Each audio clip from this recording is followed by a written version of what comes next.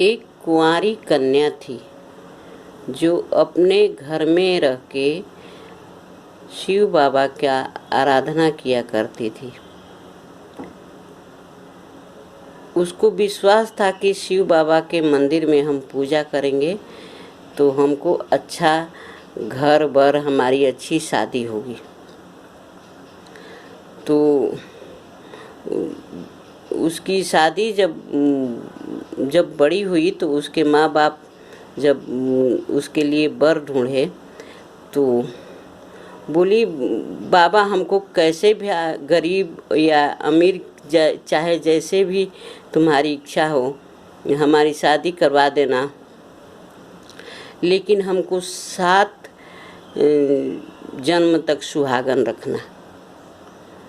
तो शिव जी बड़े आश्चर्य में हो गए कि इसकी जिससे शादी होने जा रही है वो तो ये सुहागन, वो इसके पति की उम्र कम है, अब मैं करूं तो क्या करूं। तो अब वो इस आधार पर जब शादी नज़दीक आने लगी तो और भी मंदिर में जाकर सोचने लगी कि अब हमारा पति, जब हमको हमारी शादी हो जाएगी तो मैं हमेशा हंसी खुशी घर में रहूँगी। अच्छा, जैसे तैसे उसका समय अच्छा ही बीतता गया, लेकिन धीरे धीरे उसकी एक दिन पति बीमार होने लगा। तो मंदिर में गई तो बोली कि शिव जी, हमने तो आपसे मांगा है कि हमको सदा सुहागन 7 जन्म तक रखना, तो हमारा पति, तो हमको विश्वास है कि ठीक हो जाएंगे।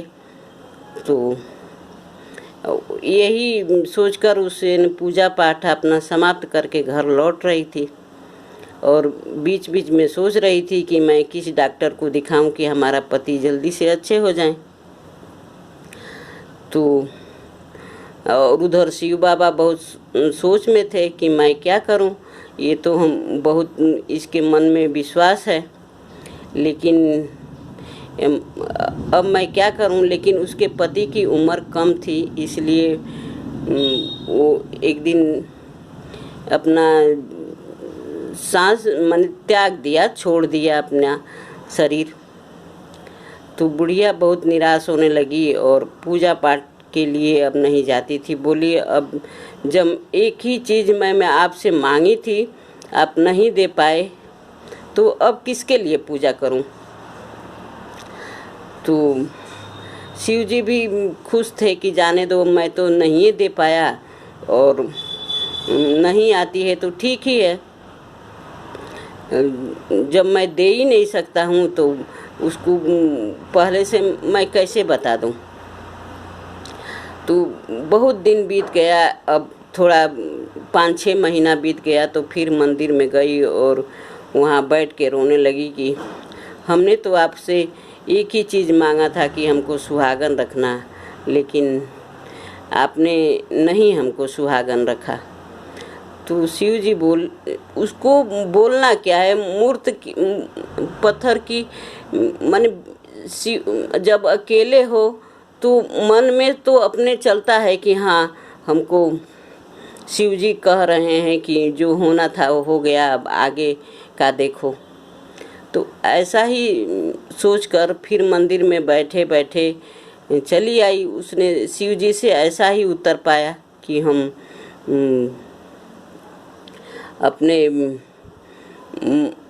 अपने घर जाओ और आनंद से रहो, और तुम्हारा मने जैसे तैसे ही तुम्हारा 7 जन्मों तक सुहागन रहने का लिखा ही नहीं है तो कहाँ से रहोगी।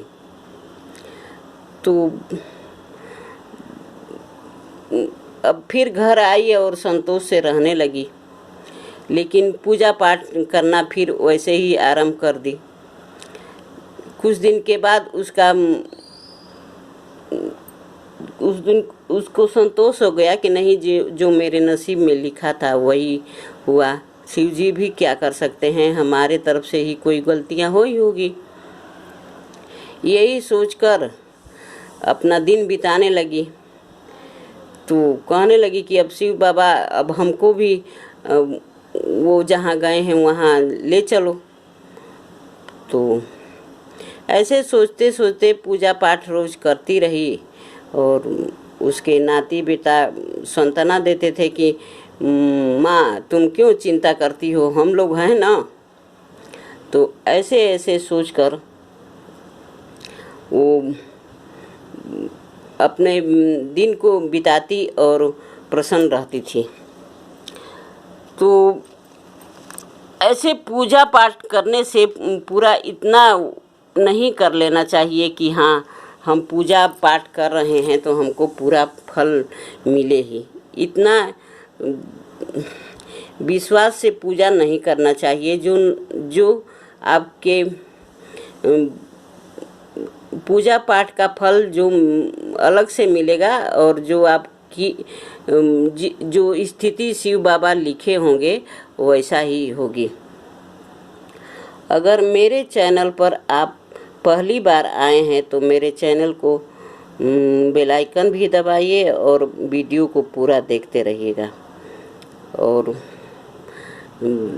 अगर मुझसे कोई गलतियां होती होंगी तो क्षमा कर दीजिएगा, क्योंकि मैं वीडियो को जैसा मन करता है वैसे बनाकर तैयार करती हूँ और सोचती हूँ कि आप लोग अच्छे से देखेंगे इसको।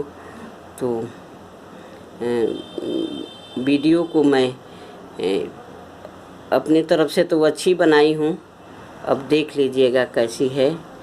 और